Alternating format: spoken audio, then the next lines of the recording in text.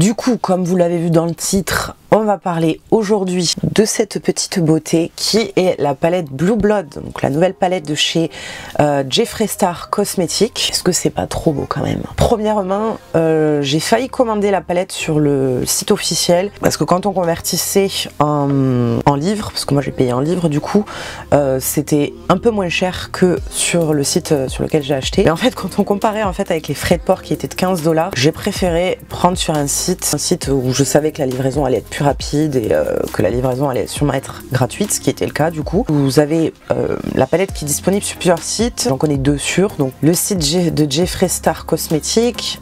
Et moi j'ai commandé du coup ma palette sur Beauty Bay. Ça a été super rapide la livraison, j'étais un peu choquée. Donc c'est sorti le 29 mars. J'ai commandé le 29 mars, heure locale pour moi, donc heure anglaise.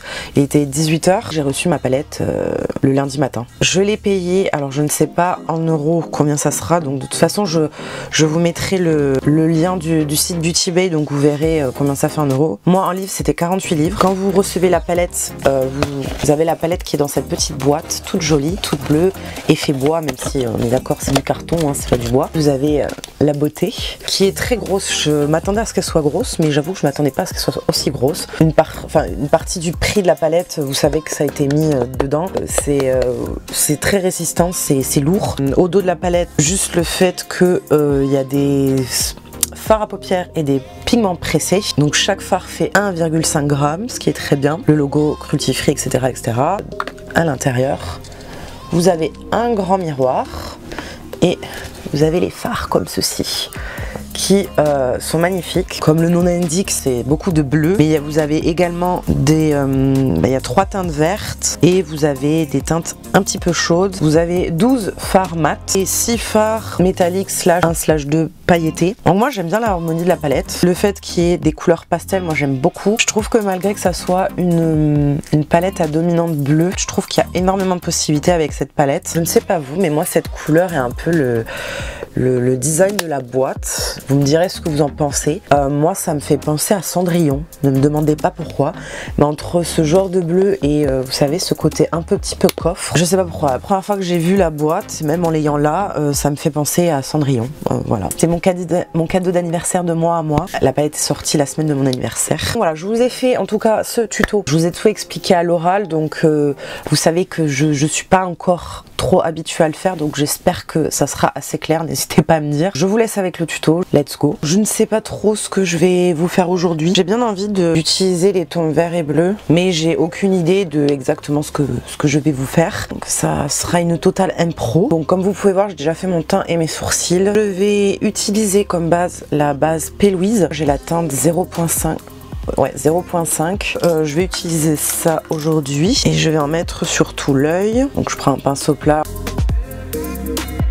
et je tapote. Je vais commencer avec ma couleur plus foncée que je vais mettre dans le creux. Je vais utiliser la couleur Undertaker. Les fards dans les pannes sont un peu poudreux, ça me dérange pas personnellement. Je vais presser mon fard dans mon creux en faisant la forme que je veux. Je presse.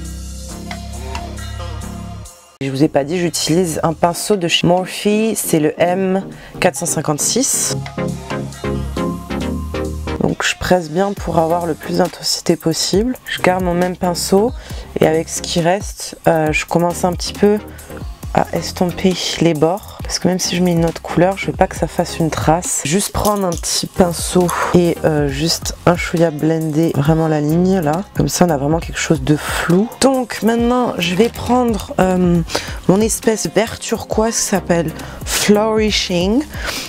Que je vais mettre juste au-dessus, alors toujours un peu là où c'est foncé, mais en fait je vais les fondre ensemble. Je vais prendre mon Morphe M514, donc je vais pas le mettre tout en haut direct, je vais le mettre vraiment là. Et pour l'instant pareil, je vais tapoter.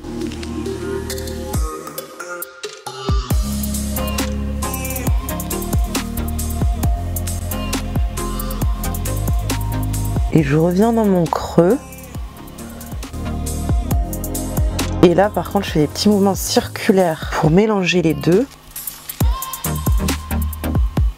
Donc je vais prendre un petit pinceau comme ceci, c'est le Morphe M507 et je vais prendre la couleur Minty et je la mets vraiment en dessous et je fais des mouvements circulaires en le mettant. Je reprends mon pinceau sans prendre de matière. On va passer maintenant à cette partie de la paupière. Je vais remettre un tout petit peu de base P. Louise pour avoir une base neutre. Et on va mettre ça sur toute la paupière mobile. Je vais prendre un pinceau plat. C'est le 230 ou 239 239 de chez MAC. Et je vais vraiment apposer comme ça. La couleur est magnifique. Je mets jusqu'à la moitié comme ça. Je prends le dos du même pinceau et je vais mettre l'autre fard qui m'a l'air beaucoup plus poudreux. Donc là je vais vraiment presser. Cette couleur aussi elle est belle. Ouais, celui-là il fait des chutes. Celui-là il fait des chutes. Mais je pense vraiment que c'est un pigment pailleté pressé. Potentiellement c'est pour ça qu'il fait des chutes. Écoutez, s'il y a un fard qui fait vraiment des chutes comparé à tous les autres, c'est pas la mort non plus, hein. Les deux ensemble, ça on a vraiment deux couleurs, ça crée une super belle couleur les deux mélangés ensemble d'ailleurs. Je vais prendre le bleu foncé que je vais mettre en ras de cils et pareil je tapote. En gros on répète à peu près ce qu'il y a en haut.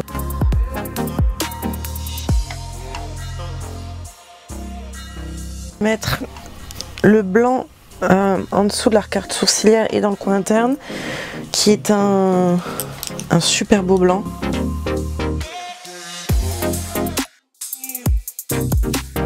Pour l'intérieur de l'œil, j'ai envie de mettre un crayon. Je vais mettre un crayon turquoise de chez Black Up.